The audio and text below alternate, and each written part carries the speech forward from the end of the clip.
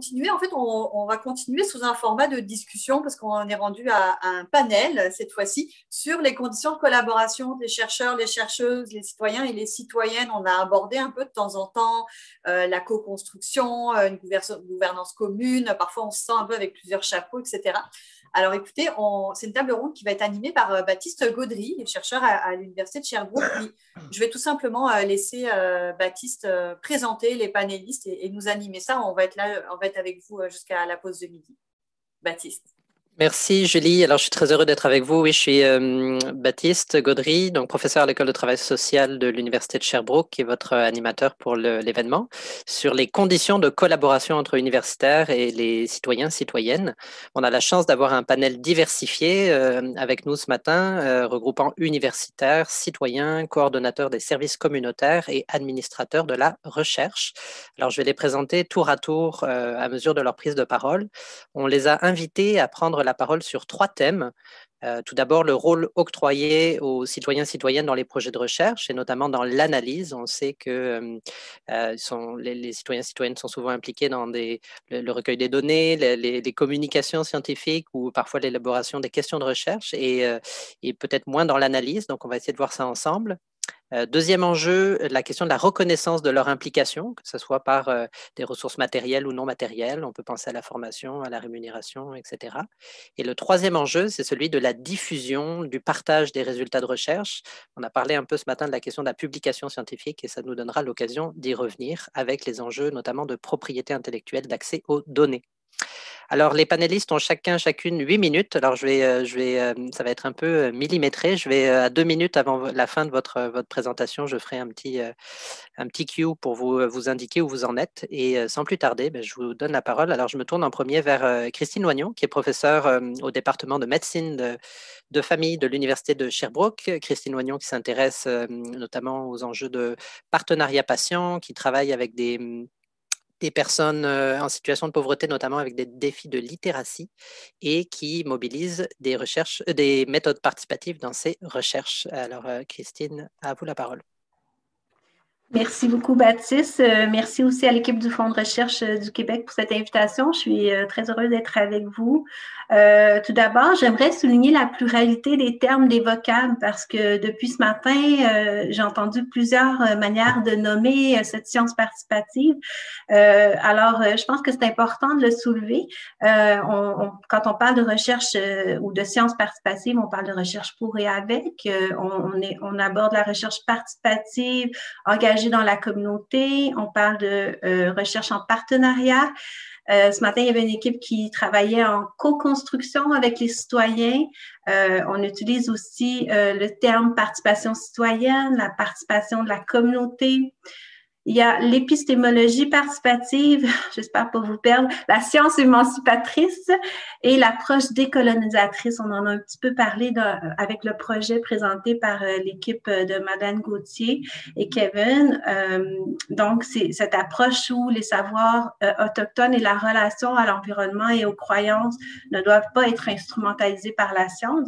D'ailleurs, cette approche, moi, j'ai été formée en recherche participative par des chercheurs comme Anne Macaulay à McGill, qui a travaillé longtemps avec des communautés autochtones, et Nina Wallerstein à l'Université du Nouveau-Mexique, qui travaille aussi avec les communautés autochtones. C'est une approche, l'approche décolonisatrice qui a des enseignements précieux pour la science avec les citoyens. Donc, je voulais le mentionner.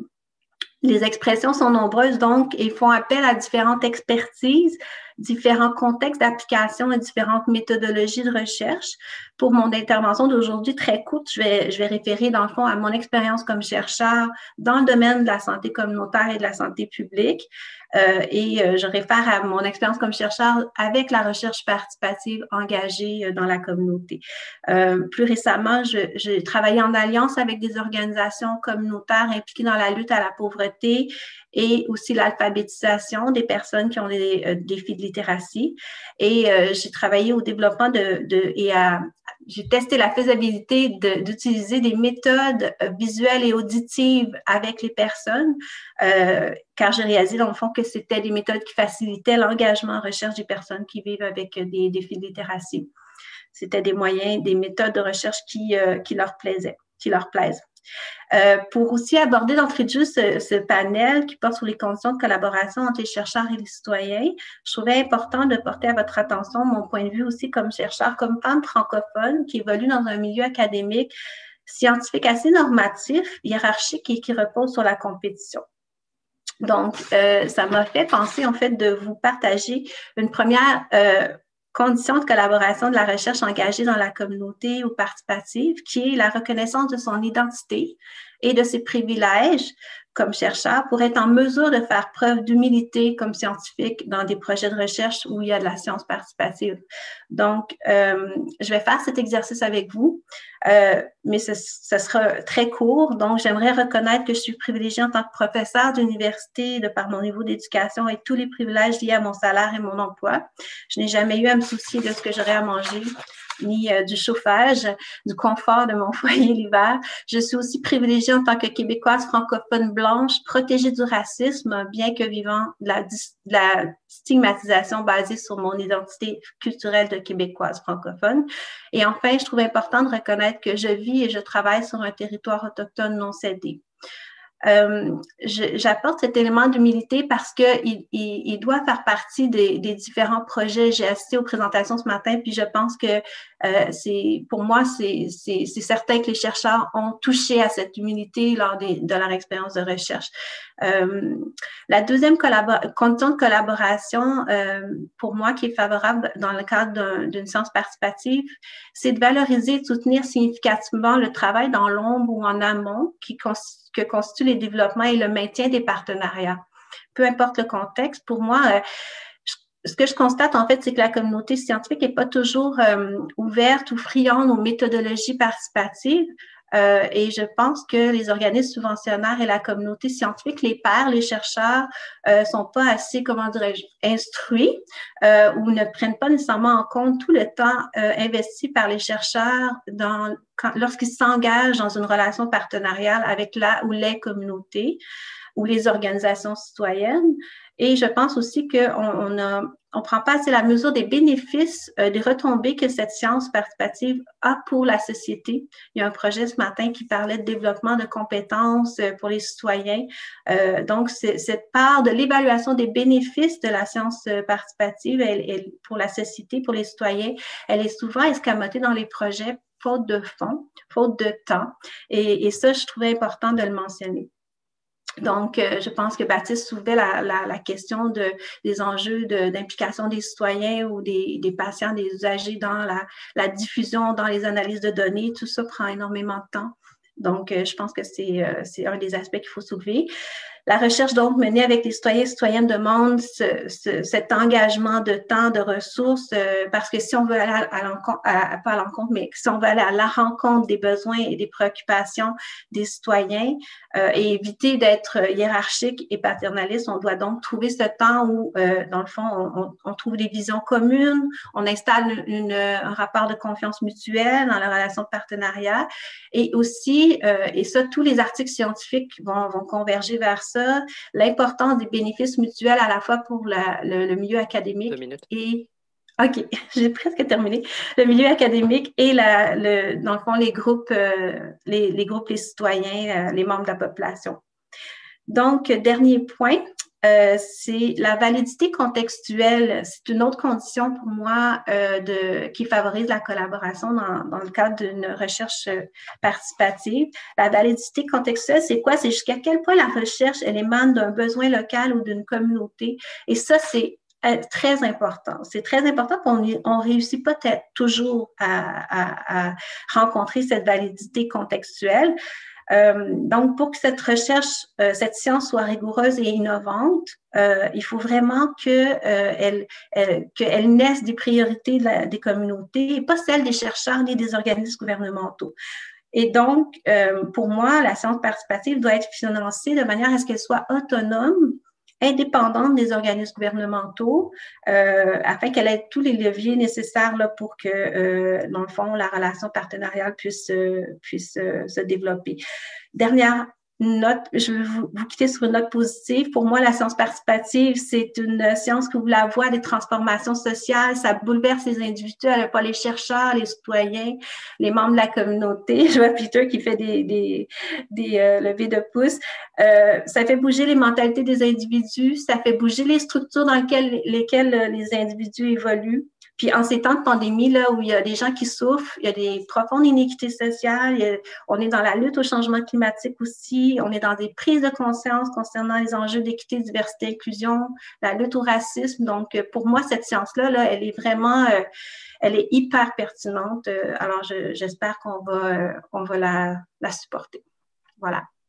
Merci beaucoup, Christine.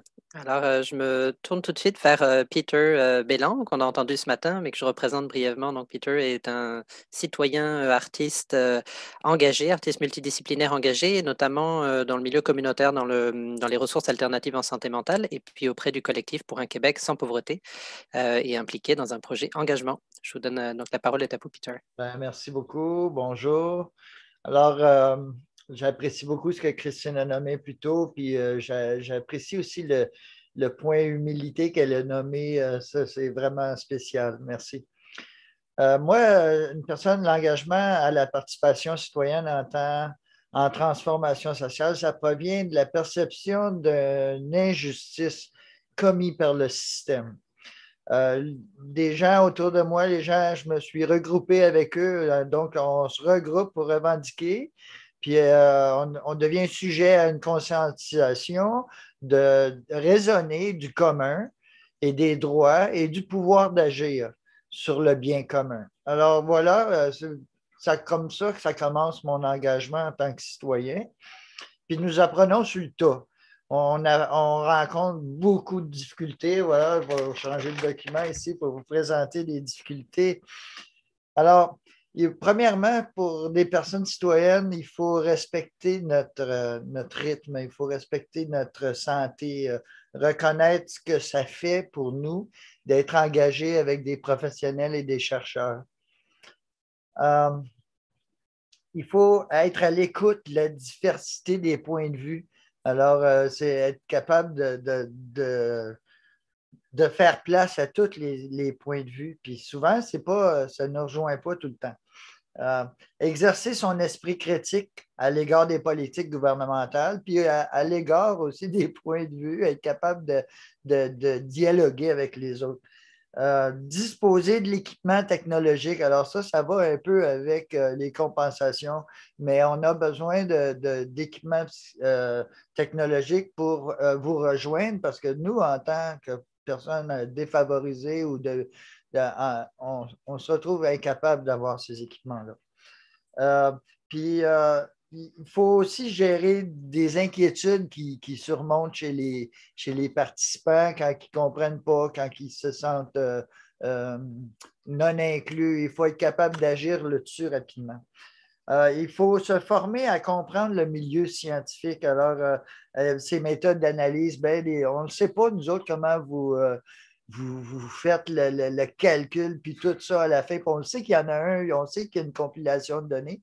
Puis on veut apprendre à savoir comment ça se fait pour valider encore pour nous-mêmes, tu sais, qu'est-ce que c'est que vous dites.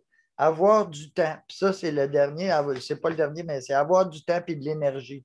Il faut être capable d'avoir ça.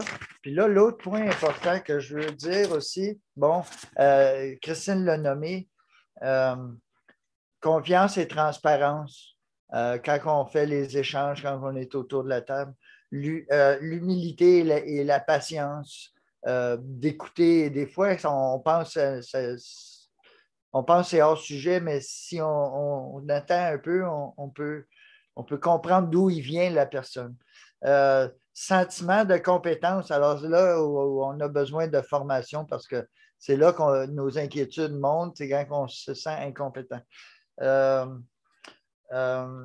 Compensation financière et matérielle, je l'ai nommé plus tôt, ça c'est très important parce que je pense que même ça l'aide au recrutement. Je ne sais pas, là, mais il me semble que je ne me serais pas engagé si je n'avais pas eu les moyens de le faire. C'est parce qu'on m'a donné les moyens de le faire à travers toutes les ressources les regroupements auxquels je suis délégué qui me permettent de continuer mon travail. Accompagnement entre les rencontres, ça c'est important que si entre les rencontres, il y a des difficultés qui surmontent les gens, s'ils mentionnent, ben, il faut un accompagnement. Puis surtout, avoir du plaisir. Là, ensuite, ce qui est de la récompense, ben, c'est vraiment le produit final, en tout cas pour moi. Quand on aura publié quelque chose de valable et crédible et puis qui pourra être présenté en tant que preuve aux décideurs, aux législateurs pour qu'ils puissent prendre les meilleures décisions, bien là, on aura réussi notre coup en tant que participant. Il y a les améliorations de l'estime personnelle des participants. Il y a la mise à profit des expériences personnelles des citoyens qui participent à vos recherches. Acquisition de nouvelles connaissances parce qu'on ne sait pas comment ça se passe dans le milieu. Vous l'avez dit, M. Lebrun, les eaux à l'est et les eaux à l'ouest, ce n'est pas la même chose. Le maintien des liens sociaux. Alors ça, c'est un peu important. Puis ça a été dans le parcours de toutes mes délégations et mon engagement, c'est que je rencontre du monde puis que je peux dialoguer. C'est souvent des milieux amicaux où il n'y a pas de... Tu sais, on fait place à la parole, puis voilà, un contrôle de temps, ces choses-là. La contribution à l'amélioration de la société, c'est le but que moi, je souhaite le mieux dans toute cette recherche qu'on va faire. Réappropriation du pouvoir d'agir, je l'ai nommé un petit peu plus tôt. Puis ensuite, oui, un instant, il faut que je change de page. J'étais un vieux, moi, j'étais encore au papier. Alors, des bénéfices pour les chercheurs que je perçois, c'est une meilleure compréhension des besoins et des priorités des personnes en situation de défavorisation. Ça, c'est à cause de mon milieu. L'adaptation de la méthodologie à la réalité de la population visée. Une interprétation plus riche des résultats. L'amélioration des plaidoyers, une croissance personnelle. Ce qui nous manque le plus, là, c'est du temps. Puis la dernière page, j'ai presque fini. Les pairs chercheurs peuvent assumer plusieurs rôles importants en recherche. Merci beaucoup. Merci, Peter. Alors, c'était très synthétique. On aura vraiment une période d'échange. Alors, n'hésitez pas à relancer, peu importe, en fait, l'un ou l'une des panélistes. N'hésitez pas non plus à inscrire vos questions, commentaires tout au long de nos échanges. Je vois qu'il y a des personnes qui ont déjà commencé. Et j'invite Daniel Lemieux à prendre la parole. Daniel Lemieux est coordonnateur des services communautaires au Conseil des Anishinabek de Kitsisakik, qui est une communauté algonquine près de Val-d'Or, si je m'abuse, et qui a été approchée par des universitaires de McGill pour une première collaboration en recherche. Alors, Daniel, à vous la parole. Avec votre micro. Mais... Oui. Est-ce que vous m'entendez, là? Oui. J'espère que ça va bien. Merci beaucoup de l'invitation. Moi, je vais essayer de vous expliquer pourquoi on a voulu adhérer à cette démarche de sciences participatives. Au début, on voulait savoir pourquoi on va faire la recherche, qu'est-ce qu'on voulait trouver, est-ce que le besoin de cette recherche vient du milieu citoyen ou d'un milieu universitaire ou d'un curriculum d'un chercheur. C'est important pour nous de savoir, parce que c'est important car la minute qu'on mise sur une approche de recherche participative, qu'on décide d'intégrer le citoyen, qu'on décide d'impliquer les gens de la communauté, on doit s'attendre à interagir avec eux et cela à tous les niveaux. En contexte culturel, il y a un grand travail à démystifier le rôle des chercheurs. Beaucoup d'aînés avec qui j'ai parlé voient les chercheurs comme des voleurs des connaissances ancestrales ou comme la preuve qu'il y a quelque chose qui n'a pas bien tourné. C'est rare qu'on voit les chercheurs dans un contexte où tout va bien. Donc, ça crée des inquiétudes. En plus, pour les aînés ou les gens de la communauté, les activités de recherche dérangent. C'est intrusif. Ça prend le temps des gens. Il y a plein de gens qui arrivent, ils posent des questions, ils arrivent avec leur mentalité. Ça ouvre beaucoup, en plus, ça ouvre beaucoup de souvenirs, des fois des bons, puis des fois des plus difficiles à à assumer. Il faut être conscient de l'histoire qui a précédé le milieu dans lequel on veut faire la recherche. Bien expliquer les buts, les enjeux, les raisons de notre présence, et cela dans le respect de la communauté qui nous accueille. Comment on fait ça? Bien, en impliquant les gens de la communauté, c'est une bonne façon, ou une petite équipe du milieu qui sont, rappelons-le, souvent volontaires, puis qui désirent de participer au processus de recherche. Même si cela nous demande de s'adapter au milieu et parfois à une langue étrangère, à sortir de notre zone de confort. Rejoindre la communauté de Kitsakik, parler de plantes, etc., c'est mieux d'aller dans la nature que rester entre quatre murs.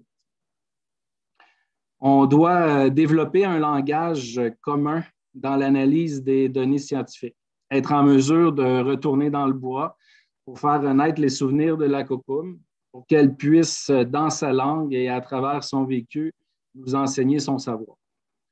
Et nous devons aussi être capables de traduire avec respect sa générosité, la générosité des aînés, et confirmer après avec eux si nous avons bien compris les enseignements. Voilà pour moi l'importance de lire ensemble les résultats et les données scientifiques, car nous venons de commencer une discussion, puis cette discussion-là, il faut qu'elle soit à double sens. Il ne faut pas qu'elle soit seulement à simple sens. Et ça, pour moi, c'est un bel exemple de connaissance. Car c'est important, un exemple de reconnaissance, car c'est important la reconnaissance. Souvenez-vous des chercheurs qui vous ont précédés et qui ont été sûrement accueillis chaleureusement par les communautés, mais qui n'ont pas reconnu l'implication des membres de certaines Premières Nations dans la contribution des recherches. Ça fait malheureusement partie de l'histoire et ça nous colle à la peau. La reconnaissance, ce n'est pas juste une question de rémunération, c'est une question de respect en lien avec cette rencontre dans le présent. Même s'il ne faut pas l'oublier, que toute rémunération aide à améliorer les conditions de vie des communautés. Rappelons-le que Kitsakik, et j'aime bien le rappeler aux gens, c'est une des 3 communautés Anishinaabe les plus pauvres du Québec. Et ils vivent encore dans des conditions urbaines dignes du tiers-monde, sans eau dans les maisons, ni électricité, ni toilettes. Mais ça, c'est pour une autre conférence. Malgré tout, il faut comprendre l'avantage d'impliquer et d'intégrer les communautés Anishinaabe dans la recherche, car ça leur donne du respect, le droit de parole et un peu de richesse. Quand on parle de respect, on parle aussi du partage des produits de la recherche.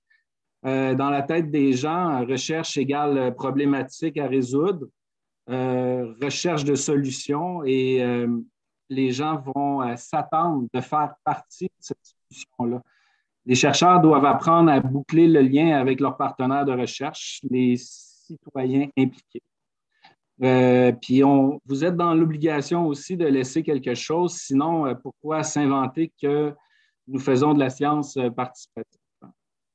Dans le contexte culturel que je suis, chaque occasion est bonne pour accompagner les aînés à enseigner aux plus jeunes, les prochaines générations. Vous avez la plus belle des occasions de vous y intégrer, vous aussi, à ce cercle de partage et permettre aux générations futures de se réapproprier les connaissances ancestrales dans le langage du passé avec les interactions scientifiques d'aujourd'hui. Et cela donnera sûrement le goût à tout le monde de continuer à faire des projets en sciences participatives, encore et encore. Voilà. Merci, Daniel. Alors là encore, ça va nous laisser vraiment une belle période d'échange. Merci pour la richesse de vos interventions. Puis je cède la parole à notre dernier panéliste, Vincent Aimé, qui est vice-recteur à la valorisation et au partenariat de l'Université de Sherbrooke et qui a une expérience en matière de gestion de partenariat et de relations université-communauté, communauté au sens large, incluant aussi le secteur privé et les entreprises. Alors Vincent, à vous la parole.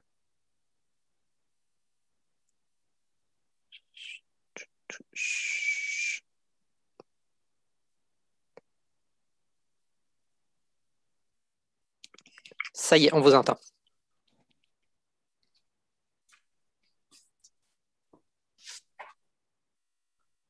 Vincent, est-ce que vous nous entendez? Oui, désolé. Donc, juste pour avoir un petit peu d'humour, mon ordinateur vient de tomber en panne il y a à peu près 2 minutes. Donc, je suis désolé, je n'ai pas pu entendre ce que disait Daniel Lemieux pour les 2 dernières minutes. Est-ce que vous m'entendez bien? Oui, c'est parfait comme ça. Bon, très bien. Alors, d'abord, merci beaucoup pour l'opportunité de participer et puis pour l'invitation. Et donc, je vais vous donner un peu d'abord la perspective du vice-rectorat que j'ai la chance d'occuper, qui est justement dédié aux partenariats. Et les partenariats, ce n'est pas forcément juste avec les entreprises, c'est aussi avec la communauté, avec les citoyens. Et je vais quand même vous donner quelques infos sur la façon dont on gère les choses dans le secteur que j'occupe. Donc, l'idée, par exemple, et puis là, je vais partir à un niveau plus universitaire, c'est de travailler avec des partenaires. Ça peut être des entreprises, ça peut être des associations, des associations communautaires. Et notre intérêt, ce n'est pas d'aller, entre guillemets, vendre de la technologie universitaire. C'est exactement le contraire. C'est de se dire, on va s'intéresser aux partenaires, à les écouter, à voir quels sont leurs besoins, leurs opportunités avec lesquelles on pourrait travailler et en fait de développer des projets conjoints en allant chercher des ressources universitaires en lien avec la problématique de nos partenaires. Alors, on fait ça beaucoup avec des industriels, mais ça peut aller par exemple, on travaille avec la FADOC, mais on travaille avec IBM sur le quantique. Donc, c'est très, très large. Maintenant, l'idée, c'est comment est-ce qu'on fait pour assurer une participation citoyenne sur certains projets, et puis surtout, comment toutes ces innovations-là vont bénéficier aux différentes personnes, puis en fait aux citoyens des jours, on va dire. Et une des idées et un des éléments qui, je pense, va changer des choses au Québec, c'est la mise en place par le gouvernement de ce qu'on appelle les zones d'innovation.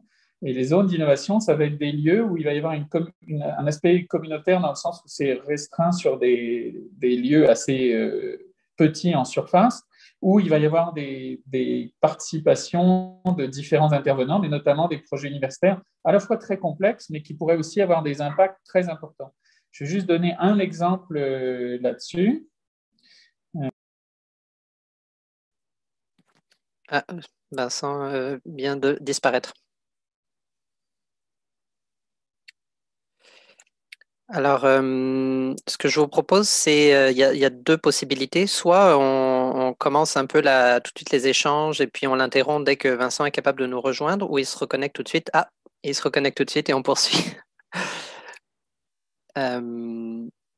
Alors, je pense qu'on va y aller quand même pour les échanges et en s'aménageant une flexibilité au moment où il va revenir pour qu'il puisse terminer son propos. Je pense que alors, sans plus tarder, on peut, c'est ça, ouvrir. Je ne sais pas s'il y a des réflexions, des commentaires qui vous viennent à l'esprit. On a entendu quand même beaucoup d'éléments importants. Alors moi, j'ai des questions. Et puis, sinon, si on récupère, Vincent. Vraiment désolé, je ne sais pas, décidément, ça marche mal. Je ne sais pas si vous m'entendez bien. Oui, là, ça y est, on vous a de retour. Bon, alors je vais juste terminer ma petite introduction sur le côté un peu technologique des choses, mais ne vous inquiétez pas, on va revenir beaucoup plus sur le vif du sujet après. Mais donc, juste pour terminer, l'histoire des zones d'innovation, je vais donner un exemple de comment des choses qui ont l'air a priori très complexes pour avoir un impact. Sur Sherbrooke, il y a un projet en lien avec le quantique, donc on pourrait se dire, je ne vois pas l'impact avec les citoyens. Mais par exemple, on est en train de travailler avec la ville pour complètement changer la gestion de la chaleur issue des centres de calcul. Et une des idées, c'est est-ce que justement, pour aller cibler les endroits où les gens ont des difficultés à se chauffer au Québec pour des manques de moyens ou des situations économiques difficiles, et de se dire, mais est-ce qu'on pourrait prioriser justement l'utilisation intelligente de l'énergie pour simplifier la vie des gens qui vont avoir des difficultés, par exemple, à ce niveau-là. Donc, ça, c'est juste un exemple, mais ça peut vouloir dire qu'on pourrait dire qu'à terme, au Québec, grâce au numérique, on pourrait s'assurer de diminuer autant que possible les difficultés des gens qui habitent en ville pour se chauffer. Un exemple parmi d'autres. Je vais revenir sur des éléments beaucoup plus concrets sur la participation citoyenne. Je vais prendre deux exemples, notamment celui en lien avec la santé. On a la chance à l'université d'avoir l'Institut universitaire de première ligne en santé et en services sociaux. Et quand on parle avec son directeur, Paul Morin, il nous explique je pense qu'on a franchi un point de non-retour par rapport à la notion de participation citoyenne. Et notamment, ils ont beaucoup travaillé là-dessus et ils utilisent le terme d'experts du vécu ou d'experts d'expérience, qui sont en fait les patients partenaires, si vous voulez, ou les citoyens partenaires selon les différents sujets qui sont abordés. Et ça fait des années que cet institut travaille à ce niveau-là. Et en 2018, notamment, il y avait une école d'été qui a en fait été un grand succès et qui avait comme élément clé de mélanger à part égale des citoyens et des chercheurs. Et l'idée, c'était de se dire comment est-ce qu'on peut améliorer la notion de collaboration sur différents sujets, notamment en lien avec la santé, mais ça peut être la santé à l'hôpital, ça peut être aussi les éléments pour le suivi sur la santé mentale et autres. Et en fait, à l'issue de tout ça, cette école d'été a abouti à la création d'une formation spécifique pour les experts d'expérience. Et l'idée, c'est de justement aider les professionnels à mieux collaborer, à mieux intégrer la collaboration avec les partenaires, les citoyens. Et c'est vraiment quelque chose qui fonctionne très bien et qui a changé en fait la façon de considérer les patients qui sont plus juste passifs, mais où on a une vraie collaboration avec des groupes d'experts, des experts d'expérience qui vont partager leur vécu et comment on peut améliorer tout ça au bénéfice de tous. Un élément un petit peu terre à terre, mais qui est intéressant à partager, c'est comment stimuler la participation de ces volontaires. Et il y a eu des tentatives de financement, mais une partie des gens étaient financés via soit de l'aide sociale, soit via des assurances maladie ou autres, qui faisaient que si jamais on voulait rémunérer leur participation à différentes études, en fait, ce n'était pas possible parce que ça entrait en conflit avec les règles de leurs octrois. Une des idées était éventuellement de les remercier via des bons d'achat d'épicerie ou des choses comme ça. Le problème de ça, c'est que c'est interdit par rapport aux règles budgétaires qui financent ce genre de projet-là.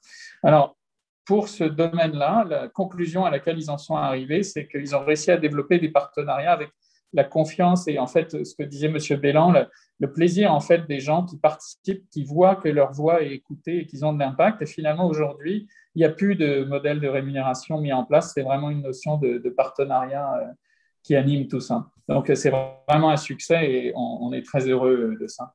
Il reste 2 minutes.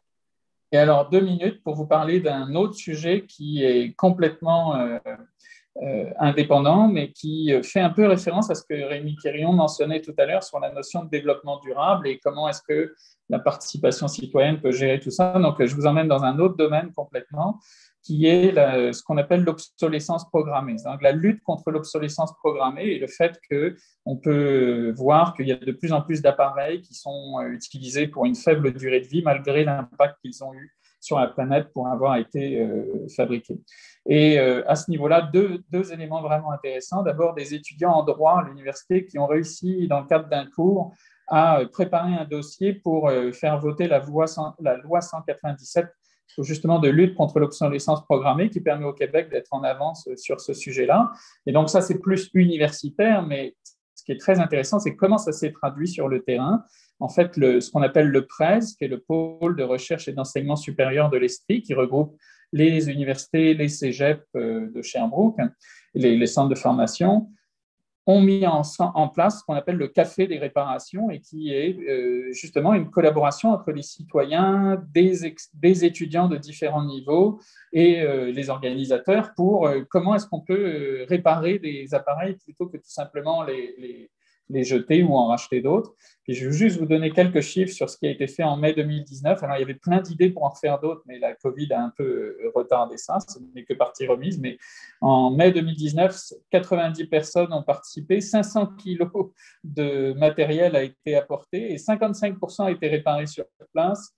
À peu près 13% ont été réparés, mais en deuxième lieu. Puis seulement un tiers a été rejeté. Ça, je pense que c'est un bon exemple aussi dans la notion de pouvoir montrer et collaborer avec les citoyens en disant on innove au niveau universitaire, par exemple au niveau légal, mais on va s'assurer qu'il y a une traduction sur le terrain et on espère que ce genre d'initiative va pouvoir se déployer partout au Québec pour que ce soit facile de lutter au quotidien contre l'obsolescence programmée. Merci Vincent. Alors merci à vous quatre d'avoir fait vraiment preuve de synthèse et puis d'avoir illustré vos propos avec des exemples précis dans chacun des cas. Alors on a une quinzaine de minutes ensemble pour des échanges. Je ne vois pas de main levée pour l'instant, mais n'hésitez pas, j'en vois une de Florence et puis on va y aller au fur et à mesure. Je pense qu'on va en prendre plusieurs réactions, commentaires, questions. Ça n'a pas nécessairement besoin d'être questions, ça peut être aussi des réactions. Donc ça y est, je vois que ça se manifeste. Donc on va y aller avec Florence, Anouk puis Sylvie successivement. Oui, bonjour, merci à tous parce que c'est vraiment passionnant. Alors j'ai envie d'être un petit peu le poil à gratter de tout ça. Est-ce qu'on a des expériences qui n'ont pas marché? Est-ce que ces alliances entre chercheurs, associations, citoyens, etc., parfois, ça n'a pas marché? Juste, nous, on gère une boutique des sciences et on s'aperçoit que parfois, si le chercheur ne va pas dans le sens de ce que peut attendre un groupe de citoyens, c'est-à-dire que le travail de recherche tel que le chercheur le mène va à l'encontre un petit peu de ce que voulait prouver la demande sociale à la base, eh bien, on part au clash. Donc, j'aimerais si vous avez des expériences qui sont aussi, qui n'ont pas fonctionné. Alors, merci Florence pour la question sur les échecs, les tensions. Anouk, je vous invite à noter les questions donc, et puis on va en prendre quelques autres avant de vous donner la parole. Anouk. Oui, donc moi, je voulais juste passer, j'ai entendu beaucoup de commentaires aujourd'hui de l'implication au niveau de mettre ça en application dans l'administration publique. Et le rôle de l'administration publique, là, on a eu des commentaires aussi qui disaient qu'il fallait que ça reste vraiment indépendant. Mais moi, je travaille dans l'administration publique. Alors là, je suis comme, je voulais dire peut-être que des fois, ça vaut la peine d'avoir des partenaires, d'intégrer aussi. On parle beaucoup de citoyens, chercheurs, mais l'administration publique, ça permet d'avoir, tu sais, c'est pas juste une boîte carrée, là, il y a des gens aussi qui ont souvent les mêmes objectifs et peut-être que ça vaut la peine des fois de les intégrer un peu davantage pour être sûr que justement ça percole dans l'administration publique et qu'il y ait des liens qui se fassent et que ça change les politiques publiques. Donc, des fois, d'avoir une partie prenante de différents intervenants où il y a des chercheurs au sein de l'administration publique, ça peut avoir un peu plus d'application après ça par la suite parce que c'est dommage que ces super beaux projets-là n'aient pas de portée là, dans le futur. Fait que quand l'intégration se fait par après, de dire ben voici nos résultats, pouvez-vous les appliquer, c'est plus difficile de les faire percoler que si déjà les gens sont impliqués et sont autant motivés par le projet là, que les personnes sur place. Donc voilà. Merci pour cette invitation à intégrer d'autres acteurs, d'autres actrices, organisations. Alors Sylvie. D'abord, merci beaucoup par rapport aux interventions. C'est vraiment très riche et je dirais qu'étant un processus dans la recherche, c'est éclairant. Puis ça rappelle à quel point il y a des éléments qu'il faut considérer. La question du temps, la question du respect, la question de l'humilité. Ce sont des points, je trouve, qui sont essentiels puis à lire des deux bords. Il y a eu tout à l'heure justement référence au produit final. Qu'est-ce qu'on fait à la fin? C'est quoi le rendu? Qu'est-ce qu'il y a? On parle aussi de faire partie de la solution pour les citoyens. Et il y a eu un commentaire juste à présent sur la question justement comment on intègre aussi les organisations pour aller plus loin, notamment les institutions, voire les élus, les politiques dans ces projets-là. Je voulais voir justement, dans justement le produit final, dans vos expériences que vous avez menées, comment ça se matérialise en fait, comment justement vous mettez bien en avant le fait que ce sont avant tout des savoirs justement citoyens qui ont permis d'arriver à la solution et comment par exemple vous avez intégré, si c'est le cas, justement des politiques et des actions en lien avec tout ça. Merci. Merci. Je vais prendre encore les deux mains qui sont levées, puis après, on va vous redonner la parole pour réagir. Alors, il reste Janie et Madeleine. Alors, Janie. Merci, Baptiste. Je voudrais juste... j'ai accroché un peu sur ce que M. Aimé a dit par rapport aux travaux de Paul Morin, qui aurait conclu que finalement, c'est de travailler avec des personnes en situation de pauvreté, juste dans une relation partenariale, sans vraiment qu'il y ait de compensation financière. C'était correct. Je suis un petit peu étonnée d'entendre ça, parce qu'en principe, nous, ce qu'on milite, c'est pour faire justement changer les règlements à l'aide sociale pour que les compensations financières pour des fins de recherche ne soient pas considérées du tout dans les revenus, les avoirs des personnes et n'entraînent pas de préjudice à leur participation. Pour moi, ça m'apparaît, au plan politique là, puis éthique, ça m'apparaît inacceptable de convier à la table et de faire travailler des personnes en situation de pauvreté de manière tout à fait gratuite, là. Donc, je voulais juste souligner cet aspect-là, qu'on travaille plus à essayer de faire changer la loi puis la manière d'appliquer l'aide sociale et tout ça, comment on considère les compensations financières à des fins de recherche plutôt que de dire, lâcher la serviette et dire, bon, on va les faire participer gratuitement. Là, pour moi, c'est quelque chose qui est problématique. Merci. Merci, Janine, d'inviter les panélistes à se positionner et à parler de cet enjeu. On va prendre l'intervention de Madeleine et puis on va vous redonner la parole. Allô? En fait, moi, pour parler un peu de notre expérience, moi, j'étais curieuse d'entendre parler de celle de d'autres chercheurs qui font de la recherche participative par rapport à l'impact de la COVID. Nous, ce qui m'a surpris beaucoup, moi, en fait, c'est que ça nous a laissé plus de temps. Il y a cette fameuse question de temps. Puis on dirait que le fait d'avoir cette crise-là qui nous empêche de se jeter tout de suite dans l'action, ça crée une opportunité de s'asseoir puis d'avoir plus de temps pour y penser, puis d'avoir plus de temps pour créer un lien de confiance. Moi, c'est ce que j'ai senti. J'ai senti qu'on a pu un peu lâcher la pédale d'accélérateur, puis laisser la poussière retomber, laisser les idées vraiment, des graines germer. Puis je pense qu'on a pris une direction qui ne serait pas la même que si on s'était lancé tout de suite dans l'action par comment le financement était fait, de faire du terrain l'été. Nous, dans notre situation, c'est très saisonnier. Pas nécessairement juste l'été, mais bref. Fait que j'étais curieuse de voir si vous aviez un peu une expérience similaire ou si vous aviez, je sais pas, ça a été quoi, c'est cette espèce d'année un peu étrange, mais en bout de ligne qui nous donne peut-être un peu plus le temps de collaborer, en fait. Merci beaucoup. Alors, on avait des questions sur les échecs, tensions éventuelles, sur l'invitation à considérer l'administration publique, des enjeux autour du rendu final, l'aide sociale, rémunération, et puis donc la temporalité, contrainte ou opportunité d'approfondir des relations. Alors, la parole est à vous. Ça nous laisse une dizaine de minutes, donc ça vous laisse 2-3 minutes chacune. Christine? Je ne vois pas où lever la main. Je suis désolée, je ne sais pas, je ne vais pas prendre la parole. Vas-y, alors à ce moment-là. Ça va si j'interviens? Oui. En fait, je voulais simplement mentionner que quand je pense que la question d'influencer les décideurs avec les recherches ou la science participative est très importante. Puis, quand j'ai parlé d'organismes gouvernementaux, en fait, c'était plus pour faire référence au fait que parfois, il y a des enveloppes dans le fond de financement qui sont des thématiques donc de financement décidées par les organismes gouvernementaux qui sont imposés aux chercheurs et dans le fond aux membres de la communauté. C'est plus dans ce sens-là parce que sinon, l'approche de connaissances intégrées ou dans la recherche participative, où on intègre les décideurs, justement, les personnes, les utilisateurs de connaissances, les personnes vers qui des résultats seront intéressants et qui pourront partir avec les données et les appliquer dans leur milieu et comme à valoriser. Donc, pour un peu faire référence au commentaire de Mme Simard, moi, je suis favorable à ça. Là, je pense qu'il n'y a pas un chercheur qui va comme s'opposer à travailler avec des décideurs. Par contre, c'est ça, quand on travaille avec ces modalités participatives, c'est important de s'assurer qu'il n'y ait pas trop de rapports, dans le fond, défavorables envers les personnes qui, normalement, ont moins la possibilité de parler.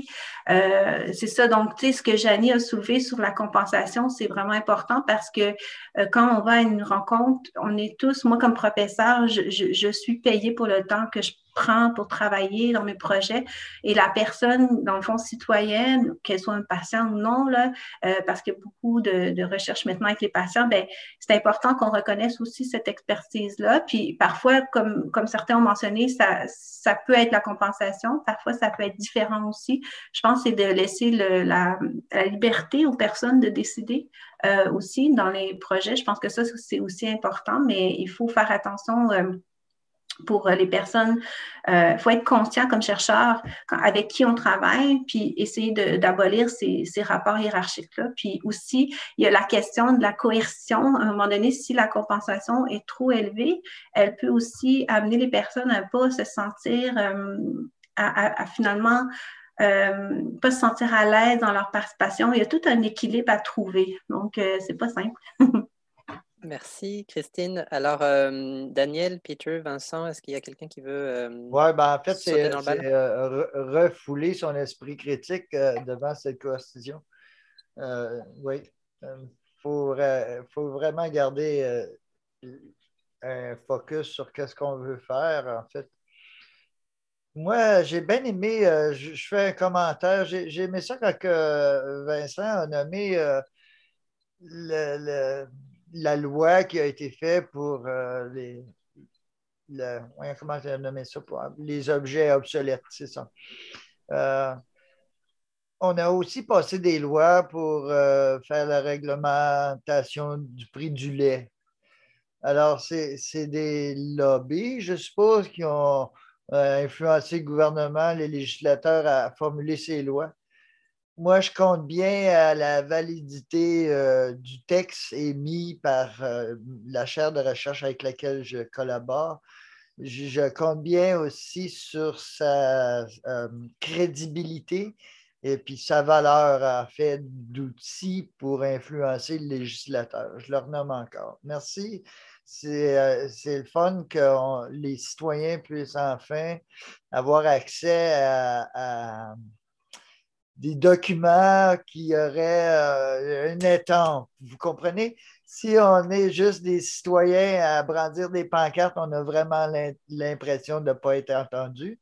Ça fait 30, 40 ans, 50 ans que le communautaire se débat, puis on dirait que ça n'avance pas tellement. Ça avance un peu, mais pas assez, en tout cas, pour un monde meilleur comme Camus le voulait, en tout cas. Voilà. Merci. Alors, Vincent ou Daniel? Vincent? Oui, alors, non, je veux juste corriger. Mon message n'était pas on est content de ne pas payer les patients, là, mais dans les expériences auxquelles ils font référence, en fait, justement, il y a eu ce retour de certains patients qui ne voulaient pas être rémunérés, et ça, pour justement ne pas avoir ce genre d'obligation un peu à cause de la rémunération. Mais ça ne veut absolument pas dire que c'est une généralité et puis qu'il ne faut pas trouver des solutions pour les études où c'est tout à fait légitime d'avoir une rémunération.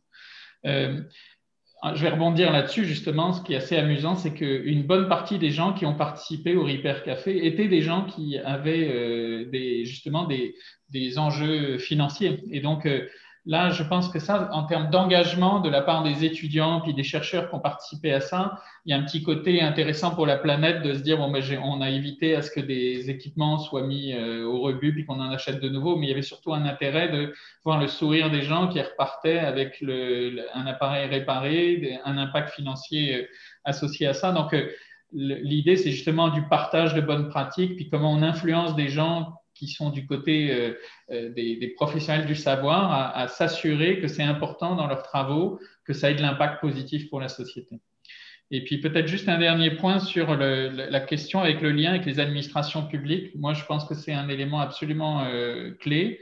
Et je pense que pour reprendre l'expérience de ce qui est en train de se passer à Sherbrooke, par exemple, l'histoire d'utiliser intelligemment l'énergie issue de tout ce qui va se passer en numérique.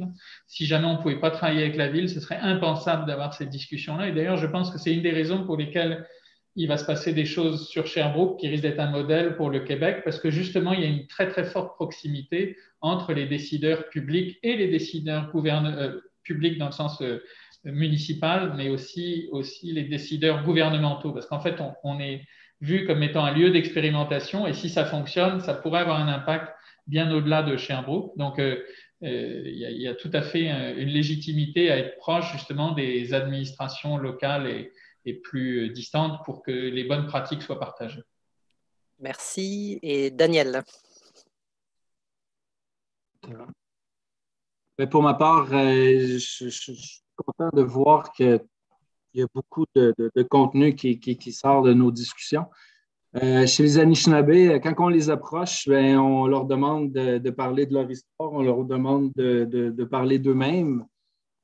Donc, c'est important de continuer à les écouter et le faire avec le respect. Puis, je crois que cette démarche citoyenne répond à leur façon de voir, eux autres aussi, une conversation comme. Voilà. Merci à vous quatre, merci à toutes et à tous pour les échanges. Il y a aussi Catherine Poitvin qui posait en tout cas une question sur les liens entre bureau de scientifique en chef ou les fonds et les projets financés des bureaux du gouvernement qui pourraient être intéressés. Alors peut-être je laisse la parole à Julie ou en tout cas pour réagir ou sinon pour donner des éléments sur la poursuite de la journée. Oui, oui, tout à fait. Oui, je pense avoir répondu aussi dans la zone de clavardage. Tout à fait, c'est un des suivis qui est envisagé. Là, on a entendu le scientifique en chef là, qui le précisait plutôt dans la matinée, l'idée de voir comment le bureau de scientifique en chef peut aider à amener les informations scientifiques qui ont été produites jusqu'aux décideurs et décideuses là, qui sont vraiment aux rênes, qui tiennent vraiment les rênes de la politique publique. Donc, puis je pense que c'est intéressant aussi ce qu'a ramené Anouk, je crois, qui travaille au ministère des Forêts, de la Faune et des Parcs, qu'on va entendre cet après-midi d'ailleurs, de voir comment aussi on peut intégrer les artisans des politiques publiques un petit peu plus en amont. Ça pose des questions, évidemment, ça pose des questions, mais c'est sûr que c'est plus efficace quand on est capable de les intégrer en amont. Ce n'est pas toujours faisable, en fait, ça dépend vraiment de chaque projet. Donc oui, c'est une action qu'on envisage, mais chaque projet va nécessiter une action différente parce que souvent, il y a plusieurs ministères impliqués, chaque politique publique se fait différemment, donc c'est du sur-mesure. Parfait. Ben, merci pour ces précisions complémentaires. Bon lunch à toutes et à tous. Et puis, on se retrouve donc à 13h pour la reprise de la journée.